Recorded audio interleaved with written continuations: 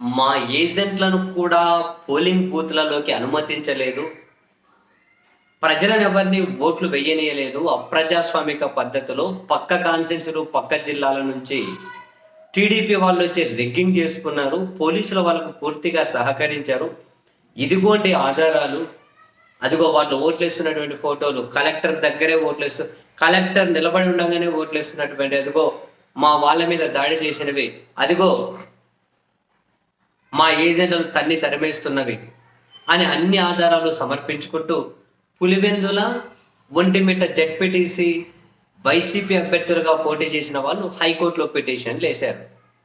అది ఈరోజు విచారణకు వచ్చింది వస్తుంది అని తెలిసినప్పుడు నేను అనుకున్నాను, సరే హైకోర్టు ఎలాంటి తీర్పు ఇస్తుందో.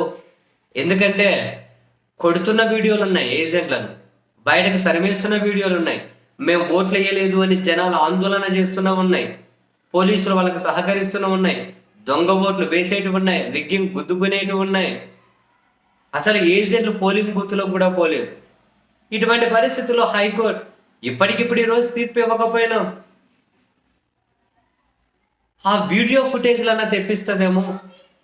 సో దట్ ఆ వీడియో ఫుటేజ్లన్నా ఆయా రాజకీయ పార్టీలకు ఇవ్వండి, మాకు సమర్పించండి అని తర్వాత వాదనలు వింటామని చెప్పి ఈ విధంగా చెప్తారేమో అని చెప్పి అదే నాలాంటి వాళ్ళు కాసింత ఎక్స్పెక్ట్ చేశారు. ఎందుకంటే నిన్ననే చూసాం, కోదండరాము అమీర్ ఖాన్ వాళ్ళ ఎమ్మెల్సీలు సుప్రీంకోర్టు రద్దు చేసి పెట్టేసింది తెలంగాణలో.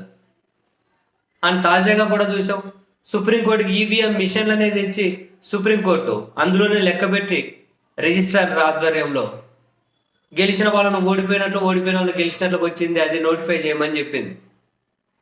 మరి అటువంటిప్పుడు ఇన్ని సాక్ష్యాలు ఉన్నప్పుడు న్యాయస్థానాలు ఇన్వాల్వ్ కాకుండా ఉంటాయా? కనీసం ఏం జరిగింది అని తెలుసుకునే ప్రయత్నం అన్నా చేయకపోతాయా? కనీసం ఎలక్షన్ కమిషన్ అడగరా, కలెక్టర్ని అడగరా, ఎందుకు దొంగ ఓట్లు వేశారు, ఎట్లా అలో చేశారు, మీరు ఎందుకు సహకరించారు, మీరు తీసుకున్న చర్యలేంటి అని చెప్పి వాళ్ళని అడక్కపోతారా? కోర్టులు వాళ్ళని అడక్కపోతాయా? వాళ్ళ సమాధానం అన్నా ఏంటో చూద్దాం.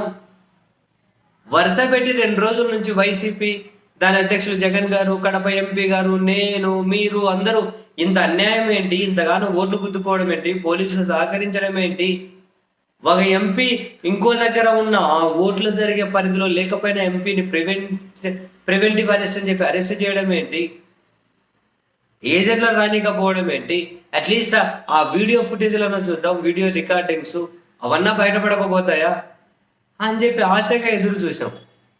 ఇన్ని ఎదురు చూశాను. సో అన్నట్లు హైకోర్టులో విచారణకు రానే వచ్చింది.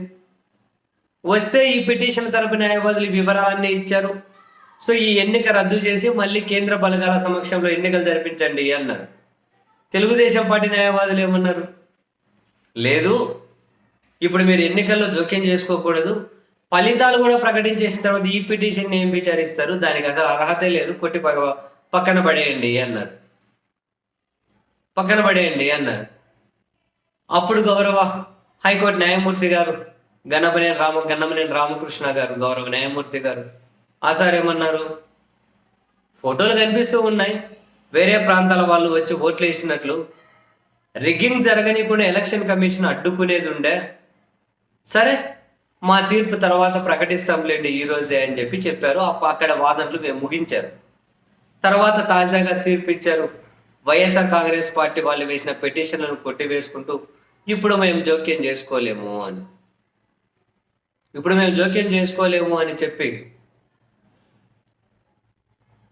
తీర్పు ఇచ్చారు. అంటే వైసీపీ పిటిషన్లను కొట్టేశారు.